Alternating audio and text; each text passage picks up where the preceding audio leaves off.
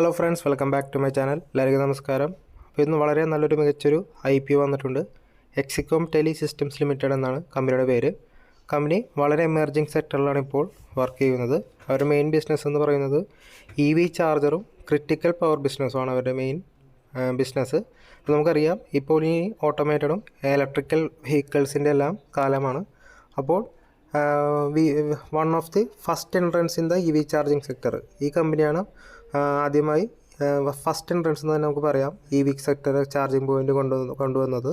ഇപ്പോഴത്തെ market share നോക്കുകയാണെങ്കിൽ almost 60% residential charging point ഉള്ളതിൻ്റെ 60%, പബ്ലിക്കിൻ്റെ 25% ഈ കമ്പനിയുടെ ഒപ്പമാണ് എക്സിക്കോം ടെലി സിസ്റ്റം.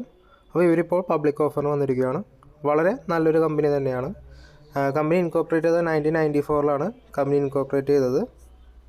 മെയിൻ ബിസിനസ് തന്നെ ഇത് EV സെക്ടർ അങ്ങനത്തെ ഇതിനകത്താണ് ഉള്ളത്. കമ്പനിക്ക് പലതര ബ്രാഞ്ചുണ്ട്. ഇന്ത്യയിൽ മാത്രമല്ല, Malaysia, east Asia, south east Asia, ഇപ്പോൾ ആഫ്രിക്കയിലുണ്ട്. പിന്നെ ഇന്ത്യയിൽ തന്നെ പല പല സ്ഥലങ്ങളിൽ തന്നെ മാനുഫാക്ചറിങ് പോയിൻ്റുണ്ട്. ഹരിയാനയിലുണ്ട്, ഹിമാചൽ പ്രദേശിലുണ്ട്.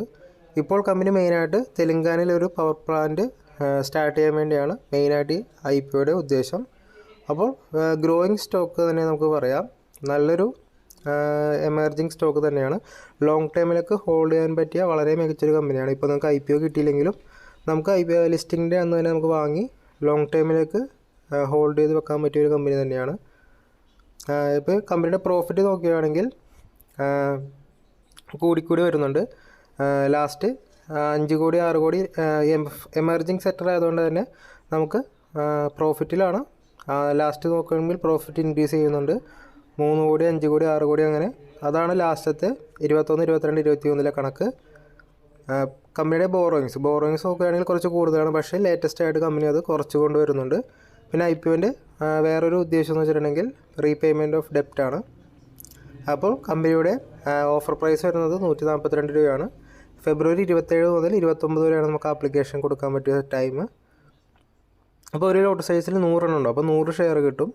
അപ്പോൾ ടോട്ടൽ 429 കോടിയാണ് കമ്പനി IPO നിന്ന് പ്രതീക്ഷിക്കുന്നത്. മിനിമം 14,200, മാക്സിമം 1,98,800 രൂപയാണ് ആപ്ലിക്കേഷന് വേണ്ടത്. വളരെ നല്ലൊരു കമ്പനി തന്നെയാണ്. അപ്പോൾ എല്ലാവരും തന്നെ അപ്ലൈ ചെയ്യുക. നല്ലൊരു ലിസ്റ്റിംഗ് കിട്ടാൻ തന്നെ ചാൻസ് ഉണ്ട്. എബോവ് 150-200 റേഞ്ചിൽ തന്നെ വരാം. മാർക്കറ്റ് കണ്ടീഷൻ ബേസ് ചെയ്തിരിക്കും. അപ്പോൾ നിങ്ങളെല്ലാവരും കമ്പനിയെപ്പറ്റി പഠിച്ചിട്ട് ഇൻവെസ്റ്റ് ചെയ്യുക. വളരെ നല്ലൊരു കമ്പനി തന്നെയാണ്. നല്ലൊരു ലിസ്റ്റിംഗ് കിട്ടാൻ ചാൻസ് ഉണ്ട്. ഫ്യൂച്ചറിലേക്ക് ലോങ് ടൈമിലേക്ക് ഹോൾഡ് ചെയ്യാൻ പറ്റിയൊരു കമ്പനിയാണ്. കാരണം EV sector, EV chargers, electrical വെഹിക്കിൾസിൻ്റെ കാലമാണ് ഇനി വരാൻ പോകുന്നത്. അപ്പോൾ ഫ്യൂച്ചർ നോക്കുകയാണെങ്കിൽ വളരെ നല്ലൊരു ഹോപ്പുള്ളൊരു കമ്പനി തന്നെയാണ്. അപ്പോൾ എല്ലാവരും തന്നെ നോക്കി പഠിച്ച് അനലൈസ് ചെയ്ത് ഇൻവെസ്റ്റ് ചെയ്യുക. Thank you.